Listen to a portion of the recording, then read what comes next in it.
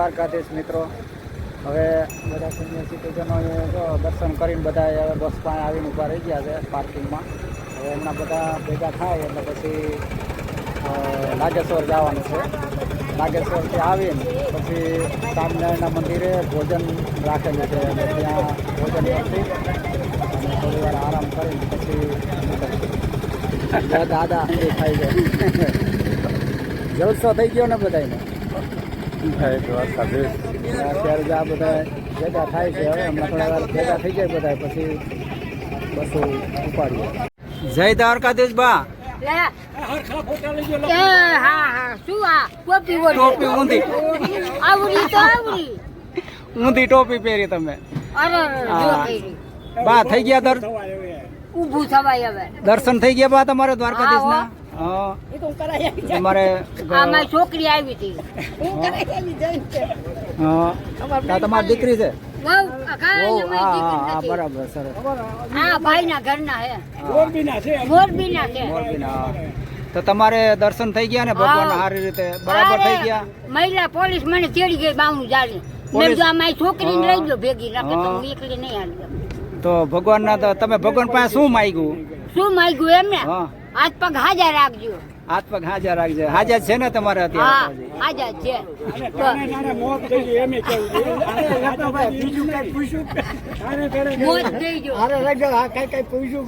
શું હા તમને બધાને બતાવશે. વિડીયો મૂકે વિડીયો ઉતારે છે. તમને ભગવાનના દર્શન કરવાથી કેવો ભાવ થયો તમને? સરસ. બહુ ભાવ થયો ને. તમે દર વર્ષે આ રિલાયન્સ કંપની લઈ જાય તમે દર વર્ષે આવો છો આમાં દર્શન કરવા? વર્ષો વર્ષ. હા, સરસ.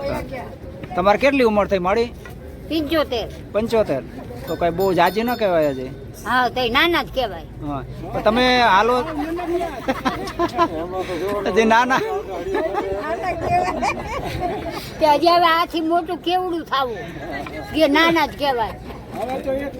તમારે સદી પૂરી કરવાની ઈચ્છા છે? હોવરો પૂરા નહીં. અચાણે જવું હોય તો ભગવાન ને કઈ શુભ છે જગ્યા આપે તો વયા જાય.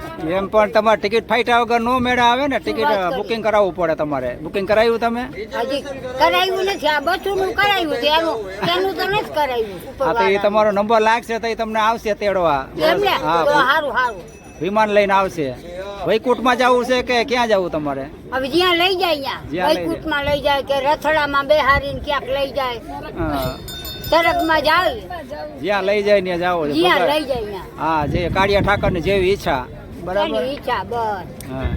સરસ. ભગવાનના દર્શન થઈ ગયા ને તમારા એકલા? તમારી મનનો મનની કામના પૂરી થઈ ગઈ ને બધી? તમને કઈ ઈચ્છા નથી ને હવે? હવે કઈ નથી ઈચ્છા. જીવનમાં દાદા જીવનમાં તમે માણી લીધું ને બધું કે બાકી છે કઈ? બધું માણી લીધું. બધું સરસ છે. પ્રભુ ભજન કરવાનું બધું સારું. દીકરા બહુ બધું દીકરીઓને બધું સરસ. બરાબર. ભગવાન ની દયાથી બધું પાર પડી ગયું ને? દયાથી બધું સરસ છે. હવે જીવે ત્યાં સુધી પ્રભુ ભજન કરવાનું. પ્રભુ ભજન દીકરા હવે શરવણ જેવા દીધા છે ભગવાને. કરો ભક્તિ જેમ જ કહે છે. બસ ભક્તિ કરવાનો કઈક મંત્ર આપો. આ બધા બહેનો ને બધાને ભક્તિ કરવાનો કઈક મંત્ર શીખવાડો. કઈક અમને શું આવડે? નહીં, કાઈ નો આવડે. તમે ભક્તિ તો કરો છો ને? એમ ભક્તિ નથી કરતા તમે? ભક્તિ તો કરી છે પણ કાઈ આવડતું નથી. આ બહેનો ને બધીઓને શીખવાડો કઈક કેમ ભક્તિ કરાય. મિત્રો, હવે નાગેશ્વર આપણે પહોંચી ગયા છે અને આ નાગેશ્વરમાં ભગવાન ભોળાનાથની જે પ્રતિમા છે એના આપણે દર્શન કરીએ. આ ખૂબ મોટી પ્રતિમા છે. આ એક અજાયબી જેવી પ્રતિમા છે. હર મહાદેવ.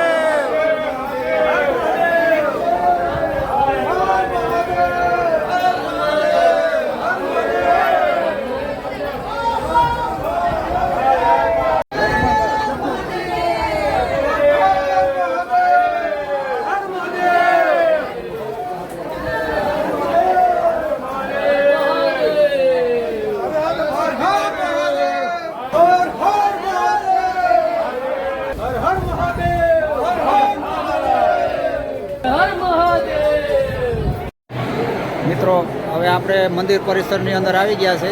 આ બધા પૂજાપાના સ્ટોલ છે બધા. આ મંદિર પરિસર છે. બધો પૂજાપાનો સામાન છે બધો.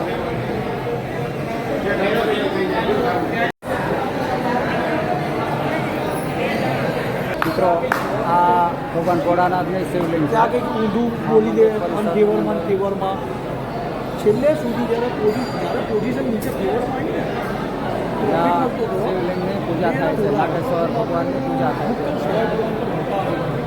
કપાઈ ગઈ બેન કહેતા છે.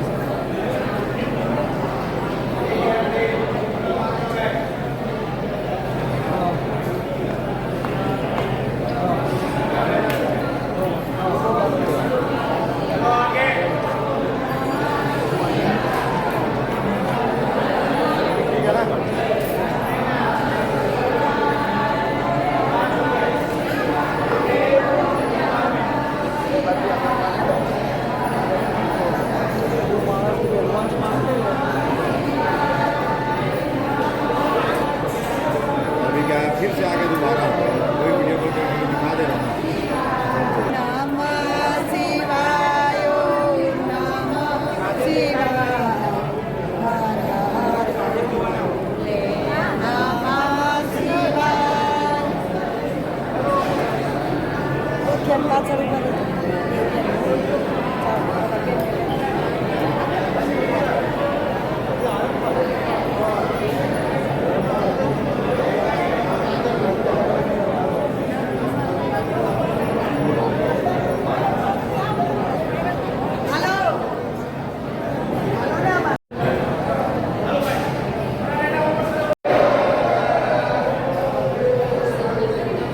ભગવાન શિવની પૂજા માટે વિશેષ પધારતા હોય છે અહીંયા વિશેષ લોકો.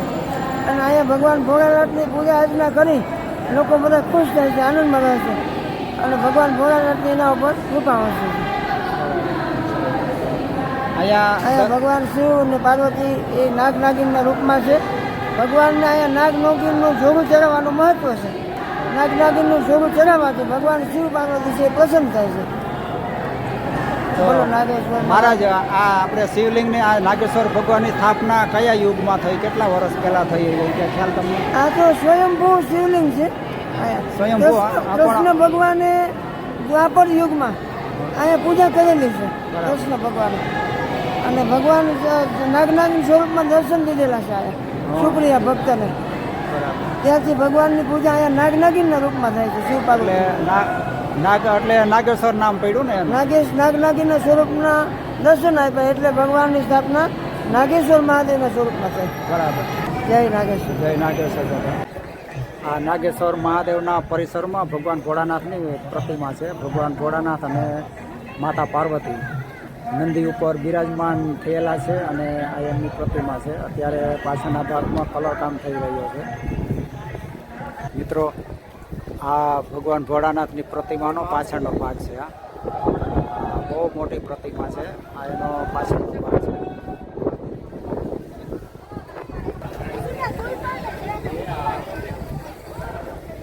આ ભગવાન ભોળાનાથની પ્રતિમા બહુ ઊંચી પ્રતિમા છે અને જબરજસ્ત પ્રતિમા છે. આ એક અજાયબી જેવી છે આ પ્રતિમા. આ જોવાનો ખરેખર એક અલગ પ્રકારનો લાવો છે. આ જેને પ્રતિમાના ભગવાન ભોળાનાથના દર્શન ન કર્યા હોય એને કાંઈ ખ્યાલ ન હોય, બાકી જેના દર્શન કર્યા એને અદ્ભુત લાગે આ પ્રતિમા. ખૂબ સુંદર અને એકદમ આમ આબેહૂબ જાણે કેમ ભોળાનાથ ભગવાન ભોળાનાથ સ્વયંભૂ આમ ચેતન સ્વરૂપે બેઠા હોય એવું આપણને લાગે.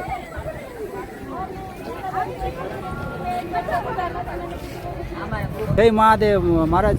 જય મહાદેવ. મહારાજ, આ આપણે જે ભગવાન ભોળાનાથની પ્રતિમા રહી એની સ્થાપના ક્યારે થઈ તમને ખ્યાલ? 1996 કામ ચાલુ થયું હતું. 1996 થી કામ ચાલુ થયું હતું. અને ગુલશન કુમાર છે ટી સિરીઝ વાળા એ રિનોવેશન કરાવી. ગુલશન કુમાર એને આ બનાવી પ્રતિમા બનાવડાવી એમ ને?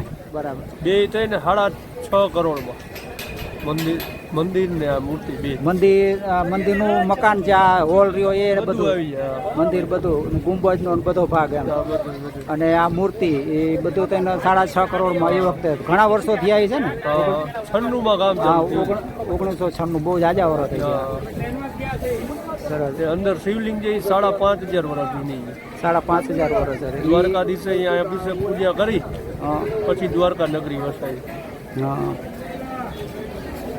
આ પ્રતિમા કેટલા ફૂટ ઊંચી છે ખ્યાલ ખરો તમને 85 ફૂટ ઊંચી છે અને આ પથ્થરની છે કે આ કેવી રીતના બનાવેલી આરસીસી સિમેન્ટ ને પથ્થર આરસીસી સિમેન્ટ ને પથ્થર આમ આબે ઉબ લાગે આમ કે એક અજયબી જેવી લાગે આ પ્રતિમા આપણને જોતા એવું લાગે. રાજસ્થાનથી આવ્યા હતા બેસીલ કારીગર.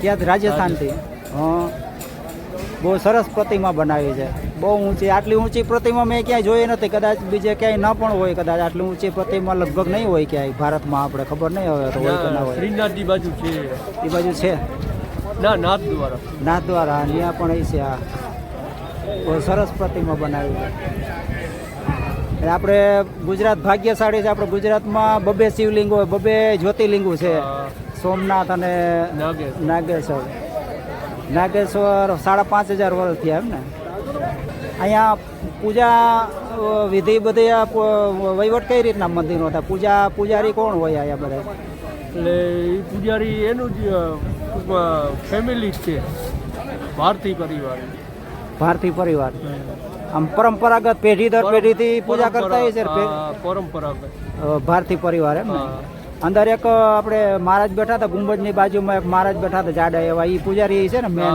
ગાદીપતિ મેન ટ્રસ્ટી ગાદીપતિ બરાબર આ ગોપી તળાવ જો રહ્યું આ આગળ આવે કે આમ પાછળ આવે 5 કિલોમીટર એ ગોપી તળાવનો કેવી રીતના એની સ્થાપના થઈ એ કેવી રીતના બની? ત્યાં તો 16 ગોપિયા સમાઈ ગઈ છે. ગોપીઓ સમાઈ ગઈ હતી ખાલી તળાવ જ છે ના તળાવ છે મંદિર તો નાના મોટા છે. હા એ ગોપી તળાવ નામ કેવી રીતના પડ્યું ગોપીઓ ત્યાં છે ને બધી એમાં તળાવમાં સમાઈ ગઈ એટલે એને ઉપરથી ગોપી તળાવ હા હા ત્યાં ગોપી ચંદન હોત મળે છે બધું. એમાંથી તળાવમાંથી જ નીકળે. હા એ માટી એ જ ગોપી ચંદન તમે જે મંદિર વિશે અને પ્રતિમા વિશે ભગવાન ભોળાનાથ વિશે નાગેશ્વર વિશે જે થોડી માહિતી આપી ટૂંકમાં એ બદલ તમારો ખૂબ ખૂબ ધન્યવાદ જય મહાદેવ મિત્રો હવે આપણે પાછા રિટર્ન દ્વારકા આવી ગયા છે નાગેશ્વરથી હવે અહીંયા ભગવાન સ્વામિનારાયણના મંદિરે ભોજન લેવાનું છે અહીંયા બધા ભોજન કરી રહ્યા છે અને અમુક હજી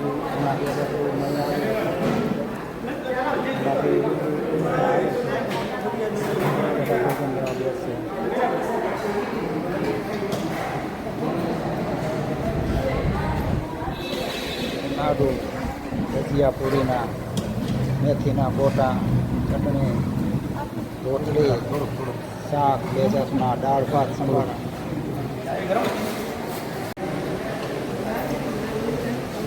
કેવું છે જમવાનું કેવું છે સારું છે જમવાનું કેવું છે મસ્ત છે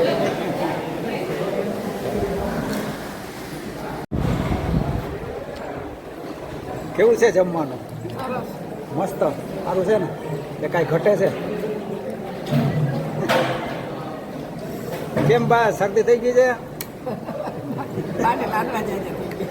લાડવા ખાજો કેટલા ખાધા લાડવા લાડવા 3 લાડવા ખાઈ ગયા તમારો ખોરાક ખારો કહેવાય હા સારું કહેવાય કેમ લાડવા કેમ બન્યા છે સારા છે ને સવારમાં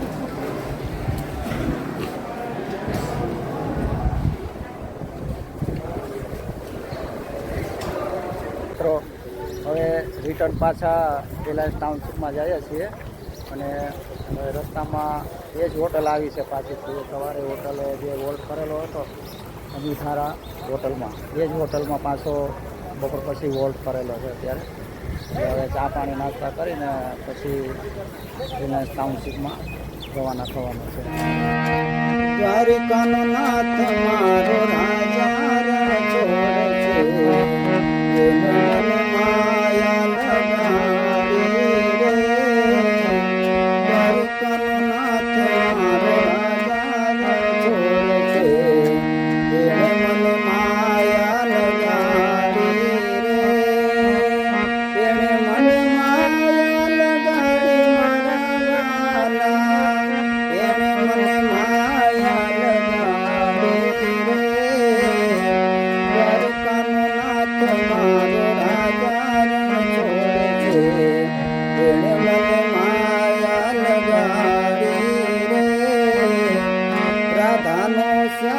મારો ગિરધર ગોપાલ છે એણે મને માયા લગાડી રે માખણનો ચોર મારો ગિરધર ગોપાલ છે એણે મને માયા લગાડી રે સુદામાનો મિત્ર મારો રાજા રણ છોડે છે એણે મને માયા લગાડી રે એણે મને માયા લગાડી મારા વાલા એણે મને માયા લગાડી રે સુદામા